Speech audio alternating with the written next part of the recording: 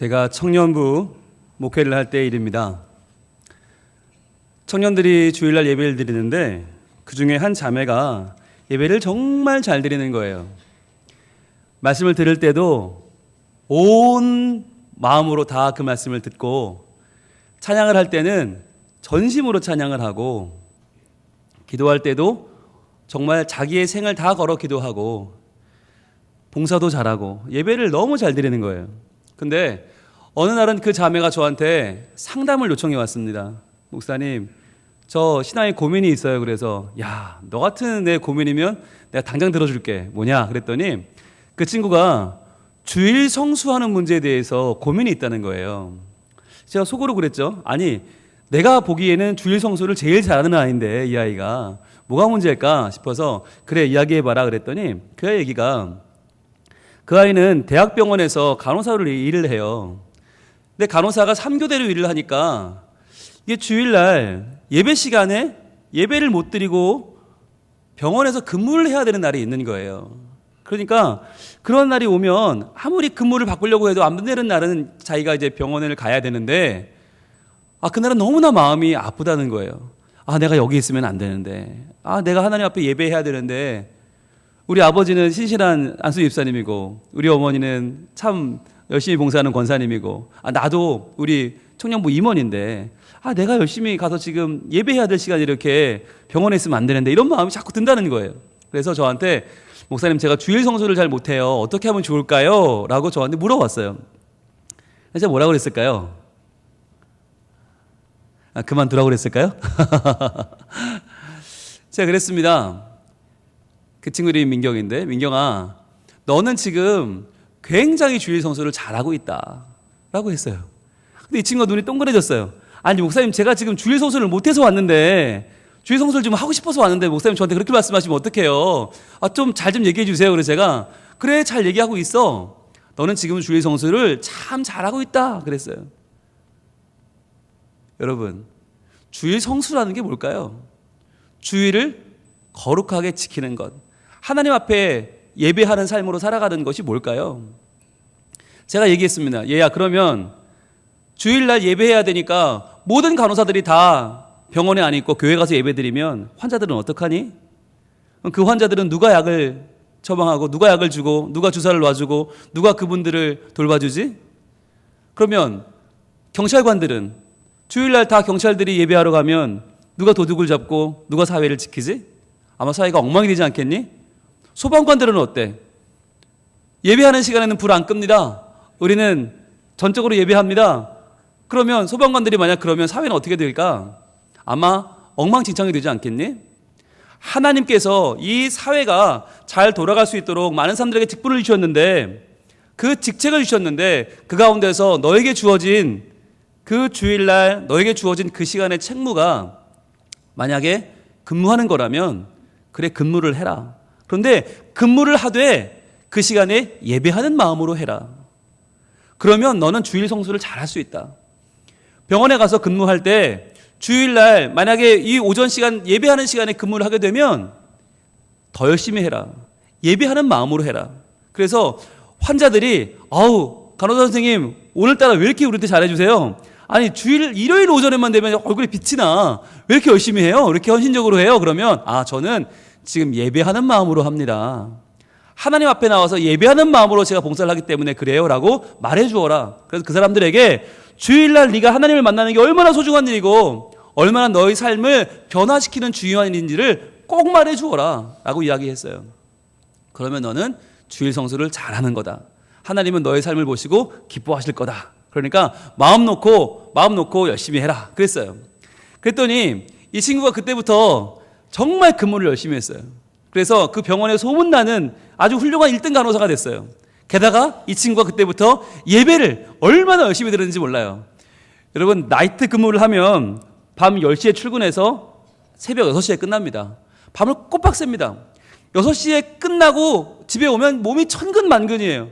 그냥 축축 처져요. 그런데 이 친구가 예배를 드리려고 그 오전 6시부터 운동을 해요. 그리고 자기 몸을 만들고 안 자려고 막 깨어있는 거예요. 그래서 결국 주일날 예배를 드리고 가서 잠을 자는 거예요. 그리고 어떤 날은 이제 데이 근무가 걸리면, 데이는 오전 6시에 출근해서 오후 2시에 퇴근하는데 이때는 딱 예배 시간이 걸리니까 오전 예배를 드릴 수가 없잖아요. 그래서 이런 날은 다른 교회, 전원 예배 있는 교회를 찾아가서 주일을 지키는 거예요. 그리고 가능하면 이브닝 근무를 잡습니다. 그래서 오후 2시에 출근해서 밤 10시에 퇴근하는 걸 잡는 거예요. 웬만하면 잡는 거예요. 그래서 어떻게든 주일 오전 예배를 드리고 갈 수 있도록 그렇게 자기를 열심히 만들더라고요. 어떻게든 예배 안 빠지려고 노력을 해요. 그래서 제가 그 아이를 불러서 그랬어요. 야, 내가 너 주일 성수 잘하는 거니까 그냥 일해도 된다고 그랬잖아. 근무해도 된다고 그랬잖아. 그랬더니 이 아이 말이 그래요. 목사님 맞는데요. 제가 예배 안 드리고 일하는 것도 물론 좋은데 그게 무뎌질까 봐. 제가 무뎌져서 그냥 예배 안 드리고 일하는 게 저한테 삶의 핑계가 될까 봐, 그게 또 저에게 정당화가 될까 봐 제가 어떻게든 열심히 예배하려고 해요 라고 말을 하더라고요. 이렇게 열심히 일하고 열심히 예배하는 이 자매를요, 누가 눈여겨본 사람이 있었어요. 바로 저와 함께 사역하던 저보다 한 기수 아래 전도사님이 이 자매를 눈여겨봤어요. 그리고는 정말 예배 열심히 드린다 싶어서 그 부서 교사였는데 낚아채서 결혼을 했어요. 결혼을 해서 지금 영등포에 있는 교회, 서울 영등포에 있는 교회 담임 목사님이신데 이분이 지금 담임 목사 사모님이에요. 그런데 이 사모님이 인기가 짱이에요. 왜 그런가? 지금도 이분이 간호사로 일을 해요. 지금도 간호사로 일을 하는데, 그러다 보니까 이 3교대로 일하는 사람들의 마음, 예배를 드리고 싶은데 정말 시간이 안 돼서 예배를 못 드리고 어떻게든 정말 예배를 사모하지만 그 마음에 너무나 하나님을 사랑하는데도 현실이 안 따라주는 사람들의 마음을 잘 아는 거예요. 그래서 이분이 교인들의 마음을 이해해주고 잘 목회를 돕고 있어서 그 사모님 지금도 인기가 많대요. 저는 그 얘기를 듣고 좀 보람을 느꼈어요. 아, 그때 내가, 야, 하나님 자녀가 예배 드려야지. 네가 지금 가서 근무하고 돈 벌고 네가 너를 위해서 이런 염치 없는 것 이랬으면 아마 일 그만뒀을 거 아니에요. 그래서 지금 아마 그런 사모님이 못 됐을 텐데, 지금 목회는 목회대로 잘 돕고 또 간호사 일을 하면서 하나님의 사역을 훌륭히 감당하는 좋은 사모님이 됐어요. 여러분, 우리가 보면요, 평소에 예배를 정말 주일날이면 자연스럽게 예배 드리는 분들 정말 감사한 분들이에요. 정말 감사한 거예요. 왜냐하면 그러지 못하는 분들이 너무 많아요. 주일이 됐는데 예배를 해야 되는데 이게 정말 하루 벌어 하루 사는 사람들이 어떻게 그 하루를 쉬어요. 그러니까 못 쉬는 분들도 많이 있고, 주일날 쉬려면 직장에 아쉬운 소리를 해야 되는 분들도 있고, 그리고 때로는 비굴해져야 되는 분들도 있어요. 때로는 주일날 쉬는 게 이게 너무 많은 큰 손해를 감수해야 되는 일인 분들이 참 많이 있단 말이죠. 거기다가 예배하는 게 이제 어려운 분들이 또 누가 있나? 바로 제가 이 설교할 때 2층에 계신 분들, 2층에 계신 분들 또는 저 뒤에 넘어서 모자실에 계신 분들을 보면 저는 참 마음이 찡해요. 저 모자실의 한편에는 깐난쟁이들 방이 있고요. 또 한쪽에는 조금 큰 아이들, 걷고 뛰는 아이들 방이 있는데, 그 방에 있는 엄마들의 표정이 정말 여러분 반은 넋이 나가 있어요. 애가 계속 저 달라고 못 해줘, 계속 화장실 간다고 못 해줘, 계속 울죠. 정신이 없는 거예요, 엄마들이. 그래서 예배에 집중을 못 하는 거예요. 아니, 일주일 내내 얘 때문에 정말 잠도 못 자고 밥도 제때 못 먹고 쪽잠을 자면서 버텼는데, 주일날 와서 그 한 시간 예배라도 좀 잘 드리고 싶은데, 이 아이가 자주면 좋은데 이때 안 자면 엄마가 정신없이 쫓아다녀야 되니까 정말 정신이 없어요. 그래서 제가 이렇게 2층에 계신 분들을 뵙고 모자실을 보면 설교하다가도 마음이 짠해서, 아, 저분들 어떻게 하나 어떻게 저분들을 도와드려야 되나라고 하는 마음이 정말 참 마음이 복잡할 때가 있어요. 여러분, 근데 부모야, 애를 내가 낳았으니 그렇다고 칩시다. 그런데 또 어떤 분들이 있어요? 내가 낳지도 않은 남의 집 아이들을 열심히 보살피고 섬겨주느라 주일을 아주 힘겹게 보내시는 분들이 있죠. 바로 교사들입니다. 바로 교사들이에요. 오늘 스승의 주일인데 우리 교사들 얼마나 귀한 분들인지 몰라요.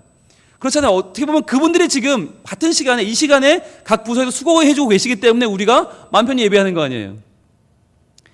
우리 성민교회에 11시 예배가 갖는 의미를 여러분 아시잖아요. 주일 11시 예배 얼마나 중요합니까? 그런데요, 교사들은 그걸 포기했어요. 주일 11시 예배, 그 가장 많은 사람들이 모여서 가장 하나님을 뜨겁게 예배하는 예배를 포기하고 우리는 9시 예배로 가겠다. 왜? 교사하기 위해서, 봉사하기 위해서, 아이들을 11시에 가르치기 위해서 9시로 가신 분들 참 귀하죠. 그뿐입니까? 우리 교회 안에 정말 귀한 분들이 많아요. 많은 사람들은 교회 올 때 편하게 와요. 야, 나 은혜 받아야지라고 가요. 그런데 교회 갈 때 은혜를 끼쳐야 되는 분들이 있어요. 누구예요? 바로 우리 성가대예요. 찬양대 분들. 우리 찬양대는 일주일 내내 그 노래가 여러분 아마 잠잘 때도 막 울려 퍼질걸요? 예. 아마 눈 감으면 떠오를걸요? 우리 김창동 집사님 손 흔들으시는 모습이 거기 베이스 하는 모습이 아마 눈 감으면 떠오를 거예요. 일주일 내내 이 찬양 무화과 나무 잎이 계속 하면서 뭐 외양간에 소가 없으면서 계속 그 가사를 계속 아마 되뇌이며 사셨을 거예요. 왜요? 은혜를 끼쳐야 되니까. 내가 은혜 받고 그냥 할렐루야 하고 끝나는 게 아니라 내가 은혜를 끼쳐야 되잖아요. 게다가 주차 봉사는 어때요? 주방 봉사는 어때요? 새신자를 맞이하는 봉사는 어때요? 정말 주일 곳곳에 많은 분들이요 땀 흘려 봉사하고 있고요, 수고하고 있어요. 어찌 보면 그분들의 수고가 있기 때문에 더 많은 분들이 예배를 드림에 부족함이 없고 은혜롭고 풍성한 예배를 드릴 수 있는 줄 믿습니다. 참 귀한 분들이죠. 정말 귀해요. 우리 하나님은요 이렇게 예배를 제대로 드리고 싶은데 예배 한번 드리려면 정말 마음의 수모를 감수해야 되고 때로는 주일 와서 예배 한번 봉사하고 나면 옷을 다 버려야 되고 이런 분들의 수고를 하나님은 얼마나 귀하게 여기시는지 자기 자신을 가리켜서 지난주에 배웠죠? 누구라고 말씀하셨다고요? 목자라고 하신다. 목자들, 우리 이제 지난주에 확실하게 배웠어요. 목자가 누구예요? 공인된 죄인들, 율법을 지킬 수 없는 사람들, 안식일을 지킬 수 없는 사람들, 한번 양을 몰고 나가면 수개월 동안 양과 함께 그 광야를 지켜야 되는 사람들. 그러니까 하나님 앞에서 얼마나 부끄러운 사람들이에요. 그런데 많은 사람들이 손가락질하는 천시하는 그 목자를 하나님은 내가 목자다라고 말씀하신다고 그랬죠. 내가 목자다. 내가 너희를 위한 목자다. 내가 그 죄인의 반열에 서겠다라고 말씀하셨다고 했죠. 여러분들, 죄인은요 누가 죄인이에요? 죄를 지어야 죄인이죠. 근데 그 당시는 죄를 지어야 죄인이 아니에요. 율법을 안 지키면 죄인이에요. 근데 율법이라는 게 누군 지키고 싶지 않아요? 지키고 싶은데 상황이 안 따라주는 걸 어떻게 해요? 그럼 죄인이 되는 거예요. 그러한 시대에 죄인으로 살 수밖에 없었던 목자들, 그들을 우리 하나님은 천시하지 않으셨단 말이에요. 그 마음을, 중심을 보시고 그들을 끌어안으시고 그들 가운데 내가 있다라고 말씀해 주시는 분이 바로 하나님이다라고 하는 것입니다. 이 시간에 예배를 드림에 있어서 만약 오늘 부담을 가지고 나오신 분이 계시다면 어떻게든 이 예배를 잘 들어보려고 그 마음속에 정말 어려움을 이기고 나오시는 분이 계시다면 그 마음 가운데 그 어려운 마음, 그 부담스러운 마음, 그 힘든 마음 가운데 하나님이 더 큰 은혜 주실 줄로 믿습니다. 여러분, 지난주에 우리는 분명히 그 목자들에 대해서 다시 한번 배웠는데 하나님은요 그 목자 가운데 내가 있다로 끝나는 것이 아니라 도리어 그들을 굉장히 높여주세요. 상당히 높여주셔서 그들로 하여금 정말 누구도 다 하고 싶은 일, 누구도 탐내는 그 일을 하게 만드셨어요. 그래서 이 사건 이후로 목자들의 위상이 달라졌습니다. 놀랍게 달라졌습니다. 그 사건이 바로 누가복음 2장 8절부터 나오는 사건입니다.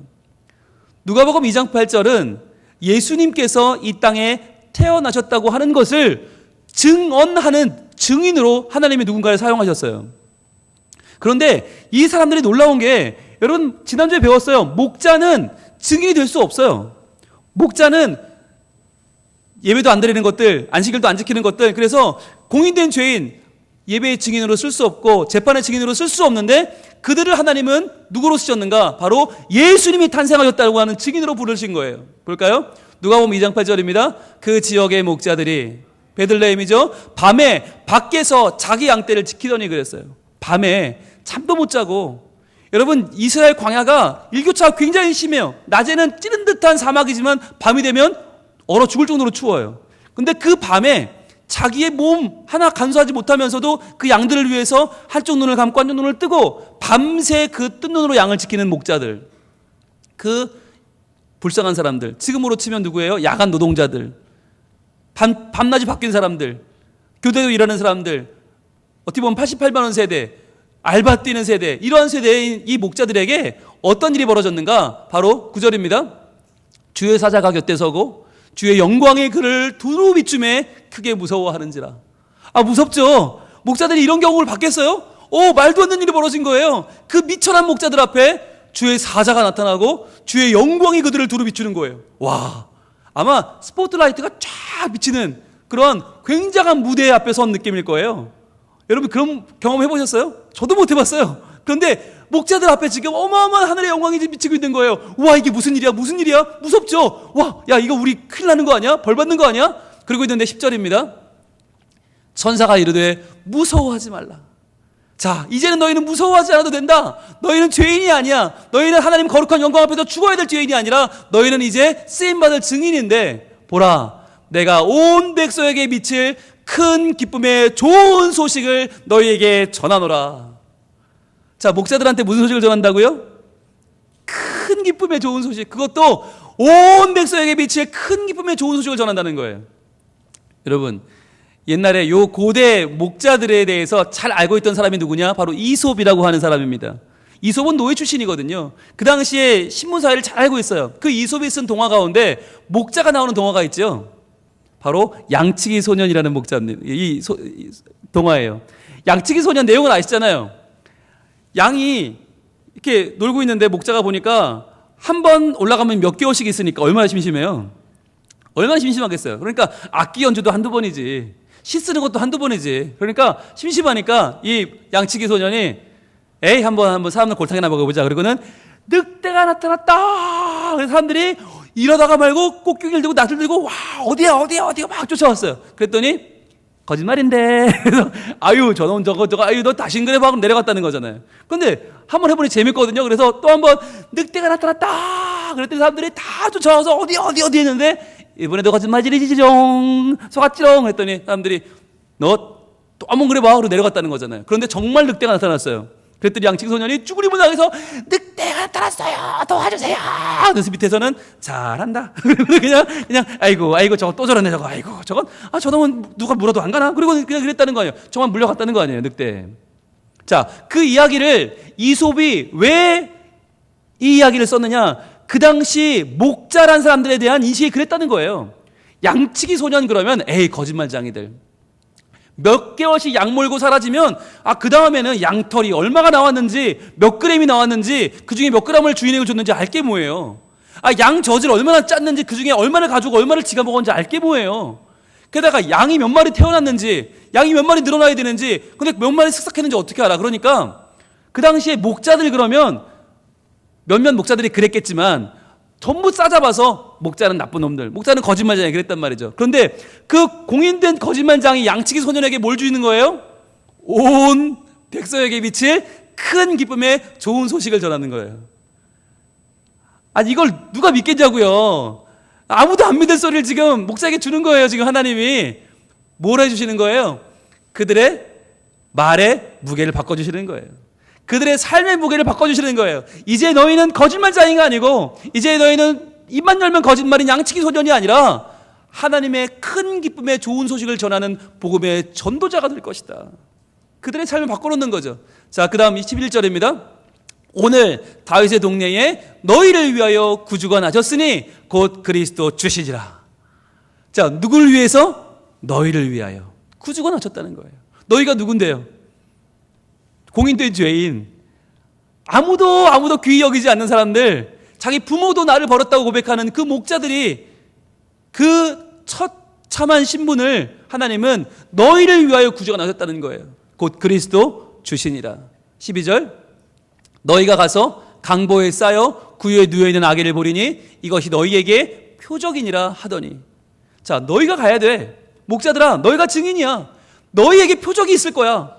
이게 얼마나 정말 대단한 말이에요. 저희는 목자거든요. 아무도 우리 말 안 믿을 거예요. 우리는 정말 아무것도 할 줄 모르는 무지장이 목자라고요. 아니야, 너희가 증인이야. 너희가 봐야 돼. 너희가 증언해야 돼. 너희가 가야 돼. 자, 이거 어떻게 해요? 13절입니다. 게다가 그때 호련히 수많은 천군이 그 천사들과 함께 하나님을 찬송하여 이르되. 자, 하늘에서 어마어마한 천군 천사가 나타나서는요, 빰빠라밤 빰빰빰 빰빠라밤 꽁딱꽁딱 어마어마한 공연을 펼치는 거예요. 하나님을 찬양하는 어마어마한 영광. 야, 여러분, 아마 여러분이 지금까지 보셨던 가장 훌륭한 공연, 가장 위대한 공연, 가장 앞에서 봤던 VIP석에서 봤던 그 놀라운 공연보다 곱하기 한 1000? 곱하기 한 10,000 하시면 될까요?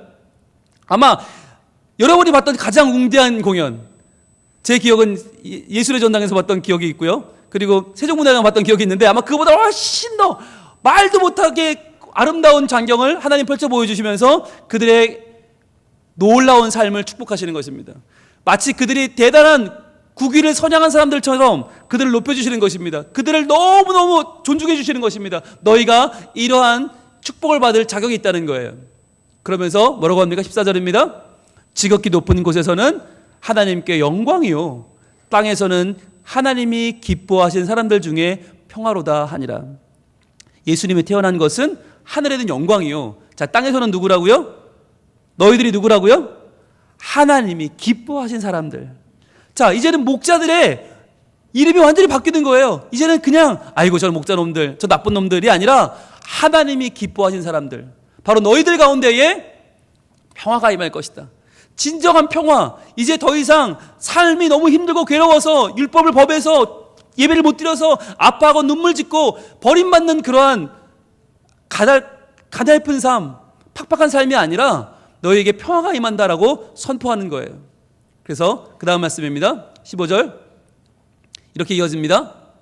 예, 천사들이 떠나 하늘로 올라가니 목자가 서로 말하되. 자, 이제 난리가 났어요. 야, 이거 어떻게 해야 되냐? 야, 이거 어떻게 해야 돼? 뭐 서로 얘기합니다. 이제 베들레헴으로 가서 주께서 우리에게 알리신 바 이 이루어진 일을 보자 하고. 자, 이거 어떻게 아무도 안 믿을 텐데 어떻게? 그래도 어떻게? 하나님이 우리에게 지금 주신 이 은혜를 이거 가만히 둘 수는 없잖아. 해야 될 거 아니야. 전해야 될 거 아니야. 전하자. 그래, 가서 전하자. 그리고는 하나님이 하신 이 놀라운 일을 보러 목자들이 이제 갑니다. 그 다음 절입니다. 빨리 가서 마리아와 요셉과 구유에 누인 아기를 찾아서. 자, 주신 말씀 그대로 찾아보는 거죠. 그래서 17절이요. 보고 천사가 자기들에게 이 아기에 대하여 말한 것을 전하니 그랬어요. 목자들이 지금까지 입만 열면 거짓말, 입만 열면 양치기 소년. 그런데 이제는요, 천사들이 자기에게서 말한 것을 전해주었어요. 누구에게? 마리아와 요셉에게. 당신이 낳은 아기는 하나님이 주신 구세주고 우리를 모두 구원할 만한 하나님의 아들이십니다라고 이야기를 전한 거예요. 아마 이 복음의 뉘앙스는 그래요. 마리아와 요셉은 꿈을 통해서, 가브리엘이 나타나서 꿈을 통해서 이 아이가 예수님이라는 걸 들었어요. 그러나 그것은 꿈이었어요. 꿈은 우리에게 확신을 주지 못해요. 아이를 낳았지만 마리아와 요셉이 내가 누구를 낳았는지는 사람을 통하여 증명이 돼야 돼요. 근데 그 사람을 통하여 하는 증인이 누구예요? 지금 목자들이 쓰임을 받았다는 거예요. 그랬더니 사람들 반응이 어때요? 18절입니다. 듣는 자가 다 목자들이 그에게 말한 것들을 놀랍게 여겼다 그랬어요. 아, 말도 안 되는 거 아니야? 아니, 적어도 이 아이가 예수님이다, 이 아이가 하나님의 아들이다 증명하려면 누가 와야 돼요? 적어도 동방박사가 오든지, 적어도 뭐 좀 공부 많이 하는 사람들이 오든지, 지위가 있는 사람들이 오든지, 뭐 믿을 만한 사람들이 와서 얘기를 해야지. 뭐 대제사장이나 뭐 왕이나 이렇게 해야지.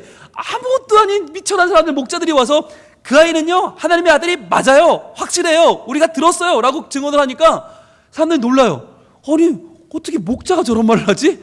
아니 지금 목자들이 지금 뭘 본 거지? 막 사람들은 그 말 듣고 놀랍게 여겨요. 하긴 목자들도 자기네도 믿을 수 있었겠어요. 아, 이거 목자가 이런 말 하면 되나? 그러고 있을 거 아니에요. 캐릭터가 안 맞잖아요. 그런데 19절입니다. 마리아는 이 모든 말을 마음에 새기어 생각하니라 그랬어요. 아, 하나님께서는 마리아가 누굽니까? 요즘으로 말하면 누구예요? 미혼모 아니에요. 그것도 결혼도 안 하고 아이를 낳는 정말 이 말도 안 되는 상황, 누가 봐도 손가락질하는 상황 아니에요. 그런데 그러한 미천한 여종인 나에게 누굴 주셨어요? 예수님을 주셨어요. 그 하나님이라면 저 목자들, 저 무시받고 미천한 목자들을 통해서라도 이 귀한 복음의 소식을 전해주실 수 있다라고 믿은 것이죠. 그러면서 그 이야기를 마음에 담았죠. 자, 이 이야기의 아름다운 결론은 이제 20절입니다. 이렇게 결론이 납니다. 같이 한번 읽어볼까요? 시작. 목자들은 자기들에게 이르던 바와 같이 듣고 본 그 모든 것으로 인하여 하나님께 영광을 돌리고 찬송하며 돌아가니라. 아멘. 하나님께 찬송할 수 없는 사람들, 목자들, 하나님께 영광을 돌릴 수 없는 사람들, 목자들, 안식일을 지킬 수 없고 성전에 들어갈 수 없고 제사를 드릴 수 없는 바로 그 사람들이 이제 예수님 탄생을 맞아서 어떻게 해요? 하나님께 영광을 돌립니다. 하나님께 찬송을 합니다. 하나님께 예배할 수 없는 사람들이 하나님을 예배하게 되는 것, 이것이 바로 예수님이 이 땅에 오신 이유입니다. 예수님 왜 오셨어요? 바로 예배할 수 없는 자들이 예배하게 만들려고. 예배하고 싶지만 삶의 무게 때문에 예배가 너무나 힘들고 괴로운 그 사람들의 예배를 받아주기 위해서 예수님이 오셨다는 말이에요. 그래서 오늘의 말씀은 목자들에게 힘을 실어주시고, 목자들, 연약한 사람들, 부족한 사람들, 힘없는 사람들, 남에게 무시당하는 사람들에게 하나님이 얼마나 확실하게 그들을 붙잡아 주시는가, 하나님이 얼마나 그들의 영광과 찬송을 기뻐하시는가를 우리에게 보여주고 계시는 말씀입니다. 여러분, 오죽하면요, 베들레헴에 가시면 재미있는 걸 볼 수 있는데, 베들레헴에 가면 꼭 뭘 봐야 될까요? 성지순례 가시면. 베들레헴 갔으면 뭘 봐야 돼요? 예수님 탄생한 자리를 봐야 될 거 아니에요. 그래서 꼭 가는 데가 어디냐? 바로 예수님 탄생 기념교회거든요.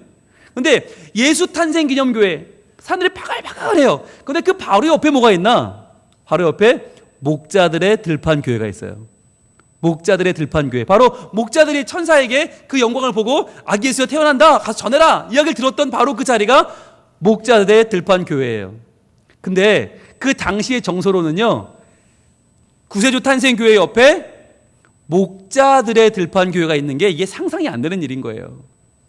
그렇잖아요. 공인된 죄인들, 입만 열면 거짓말쟁이, 사기꾼, 도둑놈, 그런 사람들의 교회, 그런 교회가 어떻게 예수님 탄생교회 옆에 있어요? 말이 안 되잖아요. 그런데 지금 딱 옆에 가면 그게 서 있어요. 뭘 보여주는 거냐? 바로 예수님이 이 땅에 오신 이유가 뭐냐?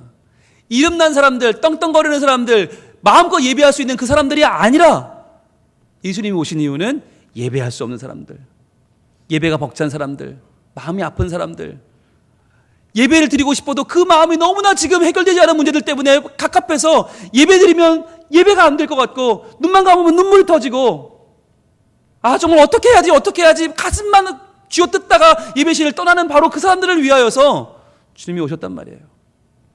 바로 그들을 만나기 위해서, 그들의 예배를 받기 위해서, 그들로 하여금 마음껏 영광 돌리고 마음껏 하나님 찬송 받기 위해서 그들을 부르셨다라고 말씀하는 것입니다. 그래서 오늘 우리를 돌봐주시는 하나님의 은혜의 손길도 바로 그러한 목자들의 도구를 활용하고 계십니다. 우리 시편 23편 4절, 오늘 본문 말씀 먼저 같이 읽어볼까요? 시작. 내가 사망의 음침한 골짜기로 다닐지라도 해를 두려워하지 않을 것은 주께서 나와 함께 하심이라. 주의 지팡이와 막대기가 나를 안위하시나이다. 아멘. 그렇습니다. 주의 지팡이와 막대기요, 아무것도 아니잖아요. 정말 그 나무떼기, 그걸 들고 예수님이 우리를 인도하신다. 주님이 우리를 인도하신다. 왜요? 우리 같이 힘없고 연약한 사람들, 부족한 사람들의 그 자리에 주님이 와주시기 위해서입니다.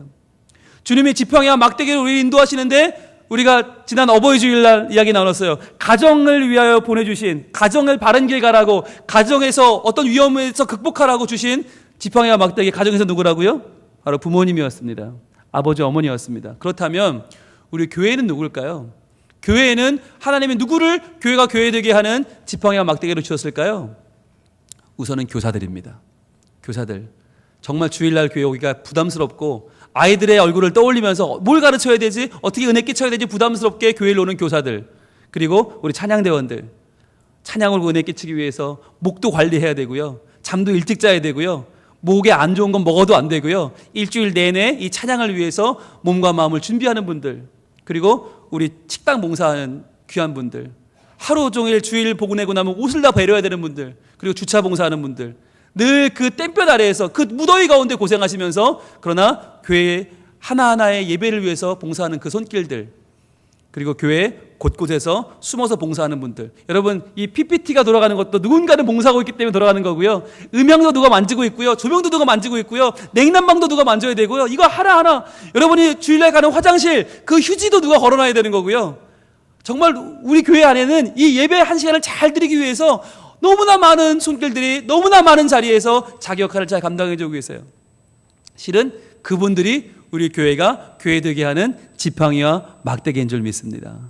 여러분, 그 한 분 한 분의 손길이 얼마나 귀한지 모릅니다.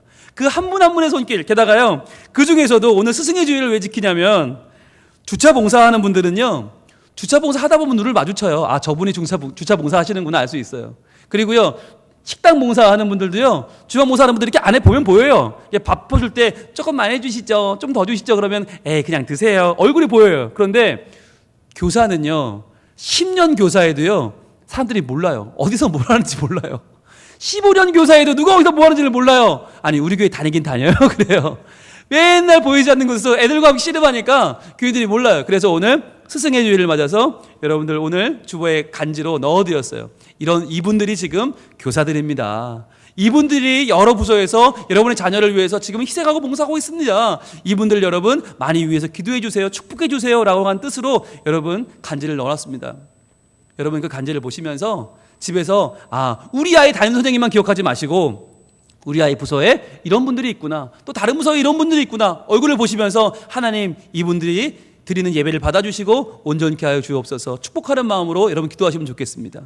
오늘 이 시간에 우리 서로를 좀 축복하기 원하는데 여러분 우리 각자도요, 어떤 분은 찬양대로, 어떤 분은 주차봉사, 식당봉사, 새신자 안내, 각 선교회에서 구역장으로 여러분을 맡은 자를 잘 감당하고 있기 때문에 우리 예배가 되는 거예요. 어떤 분은 헌금위원으로, 어떤 분은 교역자로, 어떤 분은 다 자기 자리에서 예배자로 헌신하기 때문에 오늘 우리 예배가 주님이 받으심직한 좋은 예배가 되는 줄 믿습니다.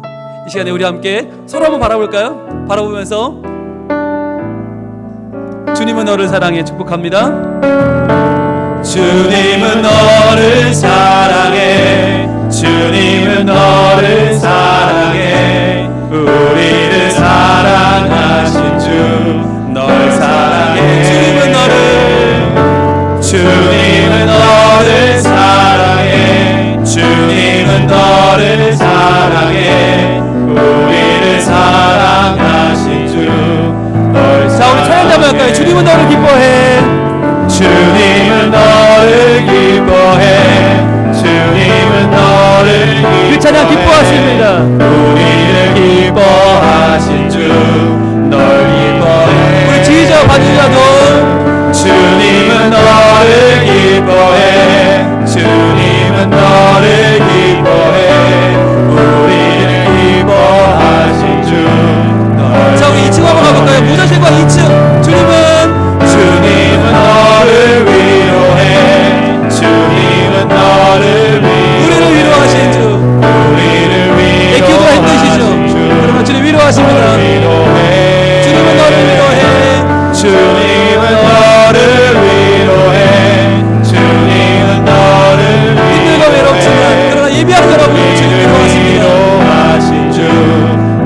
자 우리 모두를 향해서 우리 내도 주님은 너를 축복해, 주님은 너를 축복해, 주님은 너를 축복해, 우리를 축복하신 주 널 축복해. 자 우리 마지막으로 손을 한번 잡아줄까요? 주님은 너를 축복해, 주님은 너를 축복해, 우리를 축복하신 주 널 축복해. 자 이 시간 우리 기도하겠습니다. 주님 우리 예배를 기뻐 받아주시는 주님 감사합니다.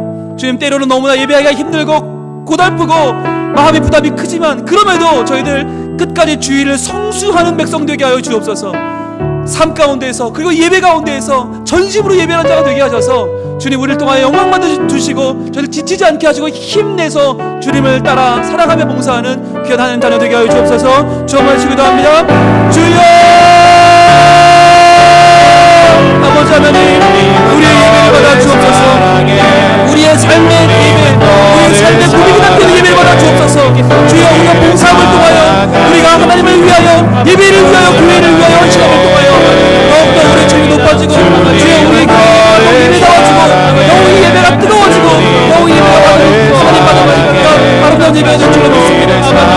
주여 이 예배가 하나님을 사랑하는 우리의 손길을 통하여 드리는 이 귀한 예배가 다른 사람을 수고 없는 예배다워지게 하여 주시고 주님처럼 이런 예배의 소리에 예배하고 싶은 예배할 수 없는 하나님을 사랑하지만 하나님을 사랑할 수 없는 주여 정말 참고 싶은 어려워서 너무나 괴로워서 예배할 수 없는 그럼에도 불구하고 너를 사랑하는 정말 함께하여 주시고 도와주시고 도와주시는 하나님의 경험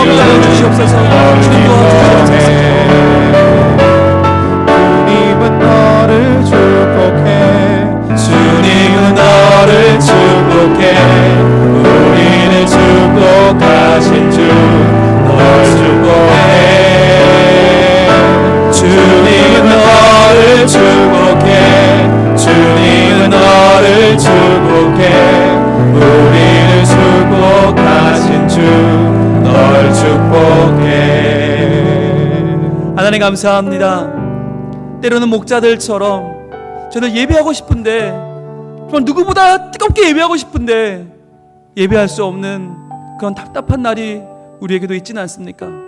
때로 너무 부담스러워서, 때로 너무 괴로워서, 때로 너무 힘들어서 주님 이 예배 드리기가 부담스러운 때도 있습니다. 그러나 그럴 때라도 더욱 하나님 사랑하는 마음으로 예배에 우리의 삶을 들여, 마음을 들여 예배하는 우리 소민가족들의 예배를 주님 받아주시옵소서. 때로는 늦게까지 일하고 피곤해서 정신을 차리기도 어렵지만, 그러나 집중해 드리는 그 예배, 시간을 내기가 너무나 어려운데 그 시간을 내어 드리는 예배, 그 마음을 다하여 드리는 우리의 예배를 주님 받아주시고, 또한 봉사함으로 교회를 세워가는 손길들이 많이 있습니다. 주여 그 손길들 하나님 기억하여 주시고, 안타까운 마음으로, 그러나 하나님을 사랑하는 마음으로 드리는 예배를 받아주셔서 우리의 모두 예배가 온전케 하여 주시고, 주님 우리를 지팡이와 막대기로 올바로 인도해 주셔서 한 주간의 삶을 살아갈 때에도 더욱 우리 주님 중심으로, 우리 주님의 사랑을 기억하며 살아가는 예배자로 주의를 성수하는 이 땅에 하나님의 자녀로 살게 하여 주시옵소서. 우리의 모든 예배를 기뻐하시는, 우리를 축복하시는, 우리를 위로하시는, 우리를 사랑하시는 예수님 이름으로 기도합니다. 아멘.